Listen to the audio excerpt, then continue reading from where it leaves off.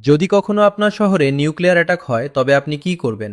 ভাবুন, এক মুহূর্তে সবকিছু শেষ হয়ে যেতে পারে। ঘরবাড়ি, মানুষ, স্বপ্ন সব ছাই হয়ে যেতে পারে। কিন্তু সত্যিই কি আপনি কিছু করতে পারেন যাতে বেঁচে থাকা সম্ভব হয়? হ্যাঁ, যদি আপনি এখন থেকেই প্রস্তুত থাকেন। এই তথ্য জীবন ও মৃত্যুর মাঝখানের দূরত্ব নির্ধারণ করতে পারে।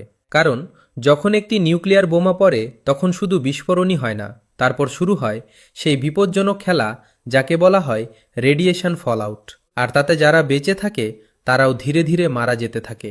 প্রথমেই জেনে রাখুন যে যখনই নিউক্লিয়ার বোমা পড়বে তখন একটি তীব্র সাদা আলো আপনার সামনে আসবে।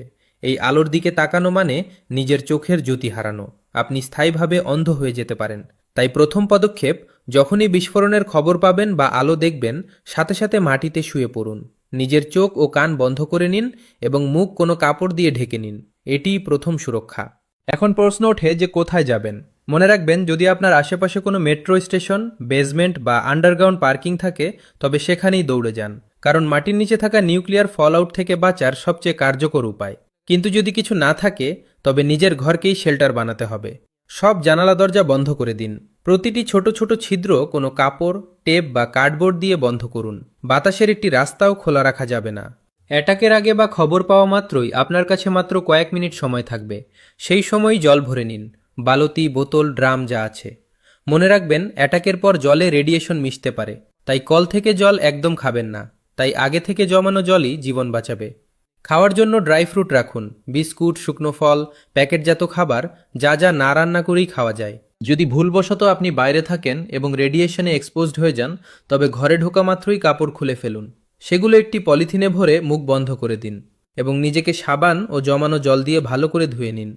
মনে রাখবেন, কলের জল নয়, শুধুমাত্র আগে থেকে জমানো জল ব্যবহার করতে হবে। নিউক্লিয়ার ব্লাস্টের পর সবচেয়ে বিপজ্জনক সময় হলো প্রথম 24 ঘন্টা। এই সময় বাইরে যাওয়া মানে মৃত্যুকে আমন্ত্রণ জানানো। তাই 24 ঘন্টা নিজের শেল্টার থেকে একদম বের হবেন না। যদি সরকারের পক্ষ থেকে যোগাযোগ করা হয় তবে নির্দেশনা মেনে চলুন। কিন্তু যদি কোনো তথ্য না পান তবে অন্তত 72 ঘন্টা পর্যন্ত বাইরে বের হবেন না। 3 দিন। শুধুমাত্র এই 3 দিন যদি আপনি সঠিক উপায়ে কাটিয়ে দেন তবে প্রাণ বেঁচে যেতে পারে। আর হ্যাঁ, প্রযুক্তির জন্যও প্রস্তুতি নিন। নিউক্লিয়ার অ্যাটাকের পর একটি ইলেকট্রোম্যাগনেটিক পালাস ইএমপি তৈরি হয়, যা আপনার মোবাইল, ল্যাপটপ ও ইলেকট্রনিক জিনিসপত্র নষ্ট করে দিতে পারে। তাই একটি পুরনো ও অ্যান্ড্রয়েড ফোন, একটি পাওয়ার ব্যাংক এবং একটি ওয়াকিটকি অ্যালুমিনিয়াম ফয়েলে মুড়িয়ে কোনো স্টিলের বাক্সে রাখুন।